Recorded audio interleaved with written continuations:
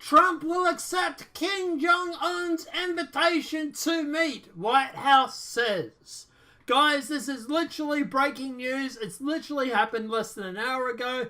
So let's jump into it and break this all down and let you know what we think. President Trump will accept an invitation by North Korean dictator Kim Jong Un to meet, the White House confirmed Thursday night in a dramatic development after months of saber-rattling between the two world leaders. Kim extended an invitation to meet with Trump and the president agreed, and the two would meet by May. South Korean National Security Advisor Chung Eun-young announced at a White House. President Trump greatly appreciates the nice words of the South Korean delegation, President Moon. White House Press Secretary Sanders said he will accept the invitation and meet with Kim Jong Un at a place and time to be determined. We look forward to the denuclearization of North Korea. In the meantime, all sanctions and a maximum pressure must remain. So basically this means that Trump will be meeting with Kim Jong Un in May, and he's not ready to give up the sanctions or the pressure at the moment because he's worried that Kim Jong Un might be a bit of a calling a bluff to sort of release the tension for a few months. It is possible, so I do support the president when he does say this. I am cautiously optimistic, but let's face it, it is Kim Jong Un, so he could be just calling a bluff. Earlier Thursday, Chang announced that Trump would meet with Kim to continue the goal of denuclearization. Kim Chang said express his earnestness to meet the President Trump as soon as possible. Chang said President Trump appreciated the briefing and said he would meet Kim Jong Un by May to achieve permanent denuclearization. Kim, according to Chang, understands the joint military exercise between South Korea and the US will continue. The North Korean leader, according to recent talks with Chang, also claimed to be committed to denuclearization. He, Kim, pledged that North Korea will refrain from any further nuclear missile tests, Chang said, adding Trump's leadership and the maximum pressure brought us to this junction. Oh, that is going to hurt mainstream media if they have to report that. Chang said along with the President Trump, he is optimistic of continuing a diplomatic process, but he added that the pressure will continue until North Korea matches its words with concrete actions. News of the willingness of Kim to meet with Trump follows recent high-profile talks between North Korea and South Korea. Early Thursday, Trump announced that South Korea would make a major statement about North Korea at 7 p.m. Eastern Time Thursday. Chang met with the White House earlier in the day with National Security Advisor H.R. McMaster. The president made the announcement in its first ever visit to the press briefing room. Chang and other South Korean officials briefed the White House Thursday on the potential diplomatic opening with North Korea after a year of escalation tensions. Chang told the reporters Tuesday that he received a message from North Korea intending for the United States but did not disclose what it was.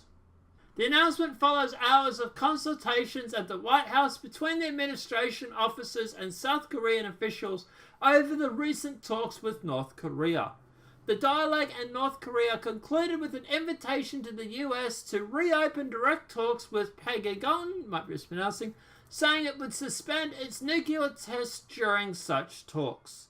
Trump has expressed an openness to the invitation, saying, "We'll see."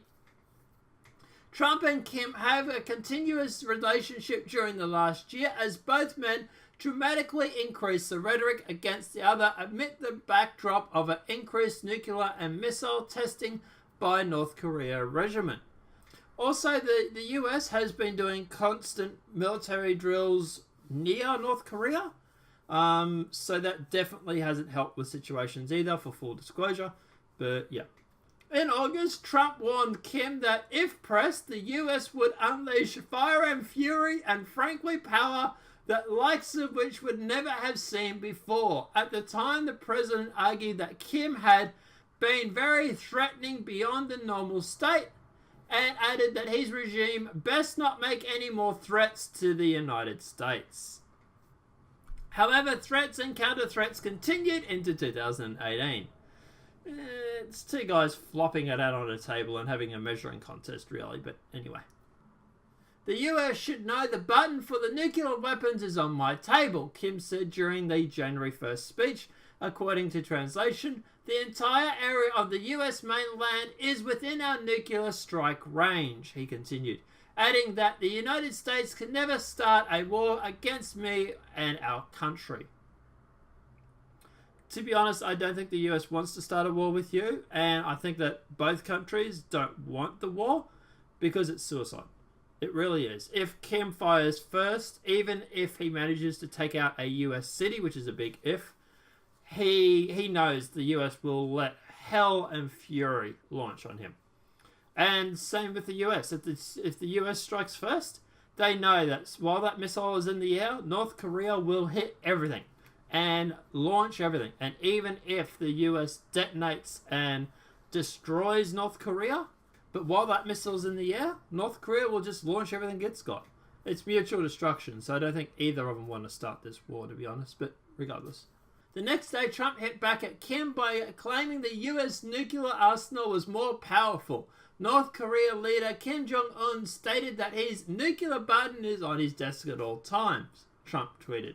Quote, will someone from his depleted and food-starved regime please inform him I too have a nuclear button, but it's much bigger and much more powerful than his, and my button works. Oof, that hurts. The last round of significant talks involved the US and North Korea concluded in 2009. The so-called six-party talk, which involved the US, North Korea, South Korea, Japan, Russia, and China, ended when North Korea walked out.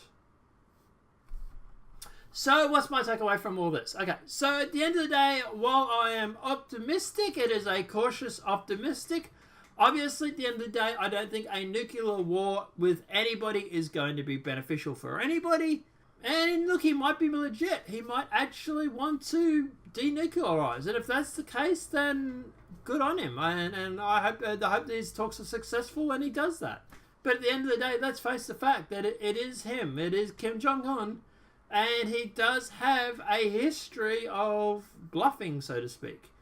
I do like the fact that he has actually credited Trump with saying that this was actually, it was because of his stance that he's actually backing down. Because a lot of people were giving Trump flack for his mean tweets and stuff. So that's obviously good that it has paid off for him. But at the end of the day, yeah, look, cautiously optimistic. I don't know, guys. Let me know what you think in the comment section below. Do you think that North Korea will disarm? Do you think this is a part of a stalling tactic? Do you think this is a bluff? Or do you think he's legit? Let me know what your thoughts are in that comment section. If this video has been helpful, please smack a like. If you're new to the channel, welcome and subscribe. Apart from that, guys, I'll see you in the next demonetized video from YouTube. Have a great day and enjoy.